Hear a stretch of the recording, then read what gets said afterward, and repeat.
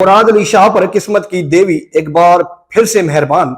वो तीसरी बार सिंध के वजीर आला नामजद आगा सरार दुरानी से स्पीकर का ओहदा भी छिन गया। जीडीए ने ऐलान कर रखा है कि सिंध असेंबली में हलफ बर्दारी तकरीब से पहले ऐवान का घेरा किया जाएगा। सिंध में पीपल्स पार्टी आम इंतखाबात में कामयाबी हासिल करने के बाद हुकूमत बनाने की पोजीशन में आ चुकी है और आज बिलावल भुट्टो जरदारी ने ओहदों का ऐलान भी किया है।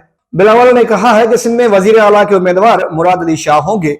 इसके अलावा स्पीकर सिंध असेंबली के उम्मीदवार अवैस कादरी शाह और अक़लियती रुकन एंथोनी नवीद सिंध असेंबली के डिप्टी स्पीकर के उम्मीदवार होंगे। ख्याल रहे कि सिंध असेंबली में पीपल्स पार्टी को अक्सरियत हासिल है और यहाँ बगैर किसी इत्तेहाद के बाआसानी हुकूमत बनाई जा सकेगी। आगा सरार दुरानी जो कि नए केसेस को फेस कर रहे हैं, इस बार उन्हें स्पीकरशिप से भी दूर रखा गया है। हो सकता है बिलावल आगा सरार दुरानी को कोई और ओहदा देना चाहते हों, लेकिन सीएमशिप के बाद सबसे बड़ा ओहदा स्पीकर का होता है और इस बार आगा सरार दुरानी स्पीकर नहीं होंगे। एक तरफ जीडीए की प्लानिंग और दूसरी तरफ बिलावल की हिकमत अमली। अब देखना है सिंध हुकूमत अपनी माजी की गलतियों से कुछ सीखती भी है या नहीं।